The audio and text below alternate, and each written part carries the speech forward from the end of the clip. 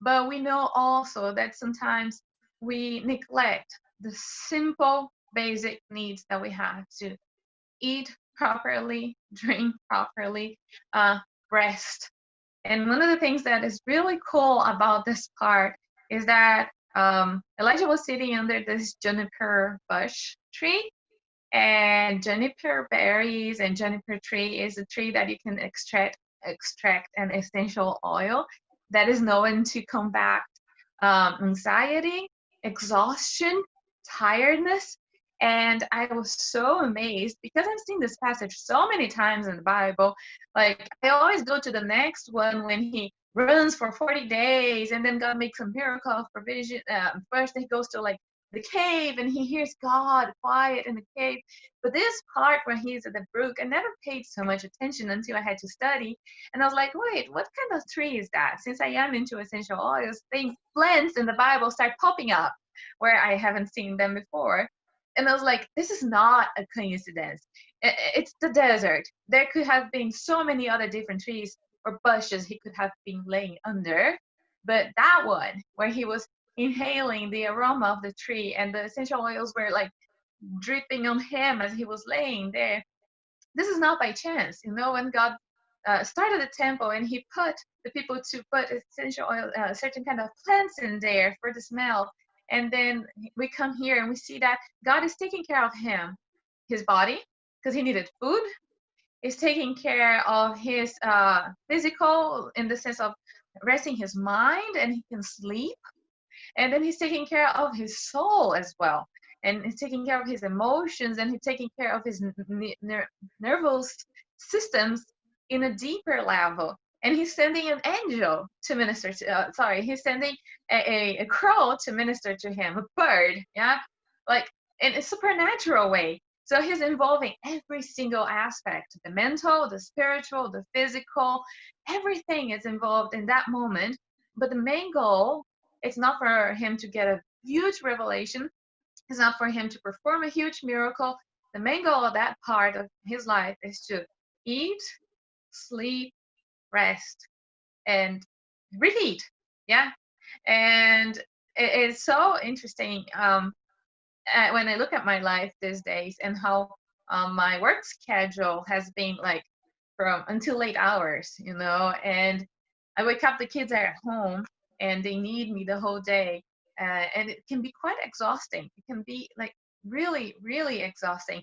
But to know that God doesn't want us just pushing over, that to thrive is not to just invest a lot in your work.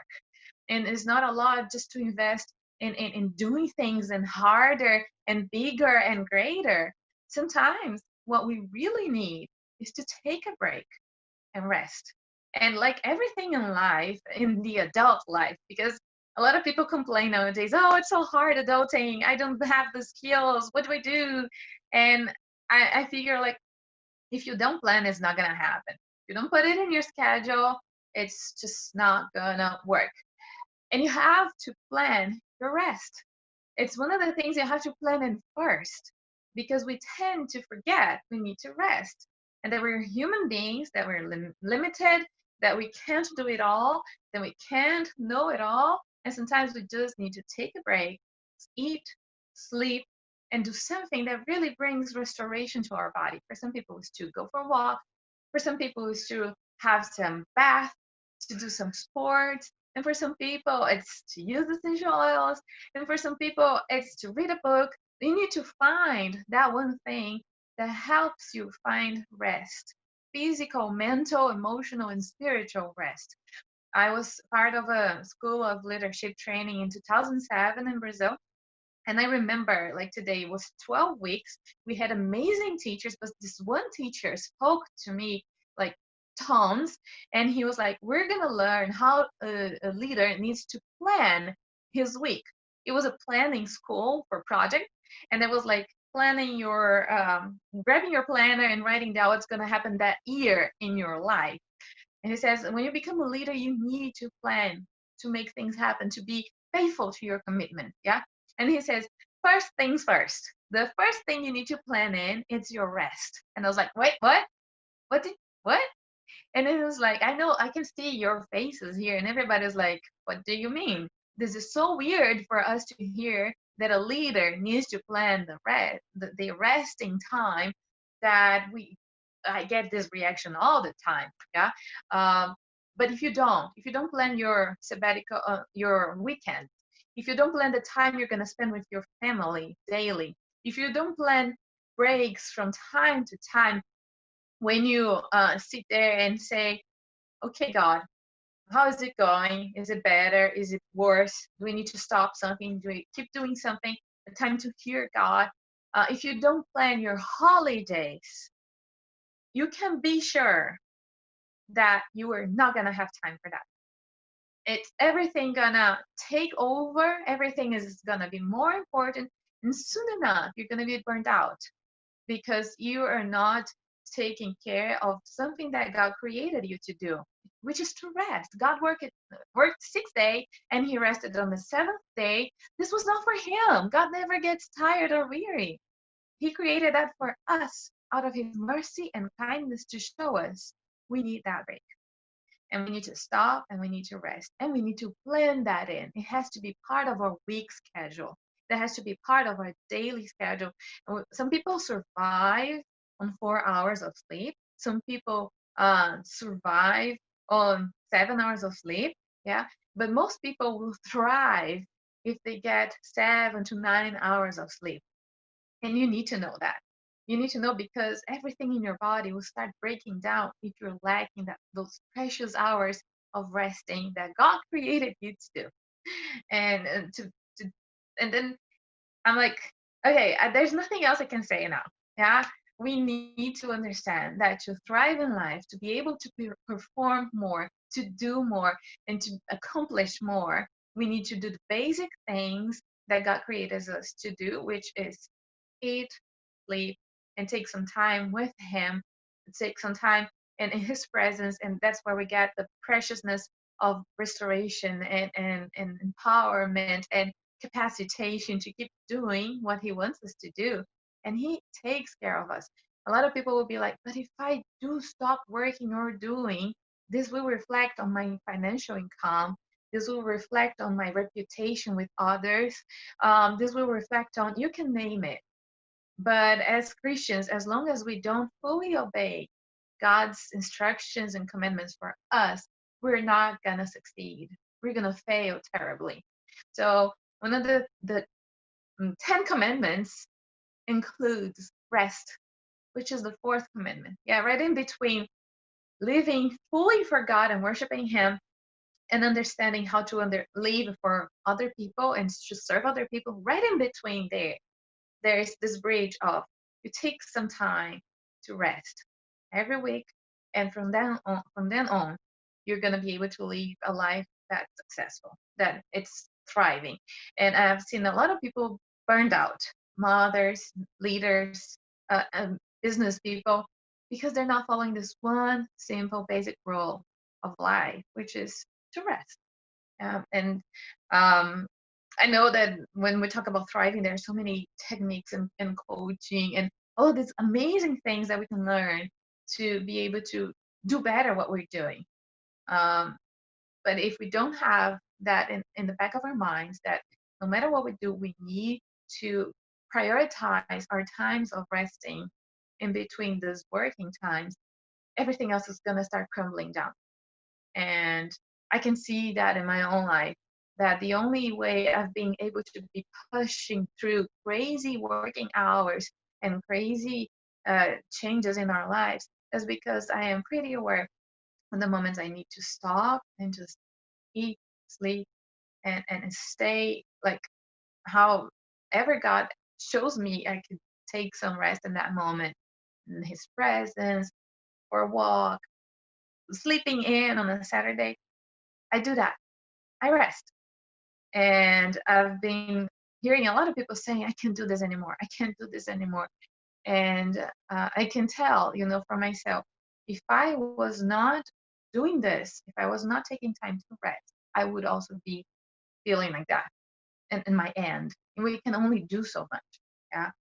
So that's what I would like to share today about this amazing topic. And I'm looking forward to hearing from everybody else. Thank you so much, TC.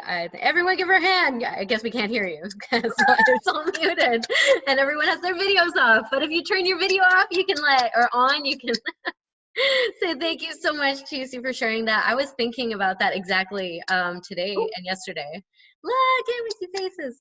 I had the exact same thoughts because I was like, oh man, you know, I love to work. I love to get things done. I'm like, I go like totally in to it. And I was telling Simon, my husband, I think yesterday, I was like, man, Simon, I think if we didn't have the habit of having a Sabbath, or like we do Shabbat from Friday to Saturday, if we hadn't started that habit and I like got really excited about a project or something, I wouldn't stop. I would not stop. So it's like, I'm really thankful that we have started that habit in our lives. And so like, you're confirming that again. It's important to rest. Thank you. I would love ideas on what resting looks like. That's good. All right, TC. Okay, let's go. So for me personally, I know I need a day when I can just say, today I'll sleep in. Don't wake me up before I wake up. Yeah, and for people who work in computer screen media, I know that Dani used to do that. I don't know if she still does it. It would mean turn off your computer, your screens, disconnect from the world. A lot of people love to be in a hike. They really get energized to get in touch with nature, to like go to a lake or something. That could also be part of it.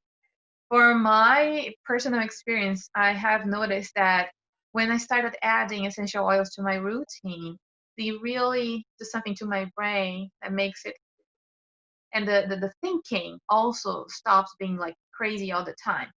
And rest, it sometimes could be a routine, and sometimes it could be doing something completely different than what you're used to do, just to break from this habit.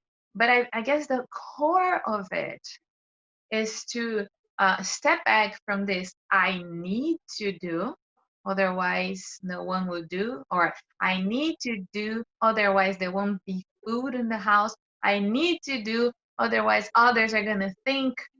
Yeah. So this feeling of obligation, you let go. You say, God, you told me to rest. I'm going to obey. Now you help me to know how.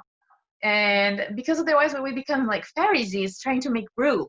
Yeah. And to each family, it could be a different day of the week. It could be, each family will find its own flow, but you need to have this time where you can say, God, I'm coming here to thank you that I can stop work and I can stop producing and I can stop worrying about how things are going to be and rest, because the next day everything is going to be done. There's a saying in Russian that says "работа не I never know how to say. The work is not a fox. It's not going to run to the forest and disappear. Next day you wake up, work is there again. And sometimes I get frustrated because the dishes are still in the sink and the house gets dirty and I want to work. And I really need to make this conscious effort of like, let go. Today is a day to rest. And then I sit down, play a game with my kids. I go out and I barbecue with friends. It's just like really this consciousness of like, today I don't have to do anything because God is taking care of me and my family. So it's for me, it involves like really finding something else to do out of the house or sleeping in, or it's like doing something that has no feeling of obligation at all involved in it, because it really gives the sense of like the burdens are not here anymore and I don't have to carry it around. Yeah. I'm kind of extreme in this because on our Shabbats, I don't do any dishes. I don't clean anything up. And I know that probably is really hard for most people, but I'm like, like Taylor, she's like, I like my kitchen to be clean.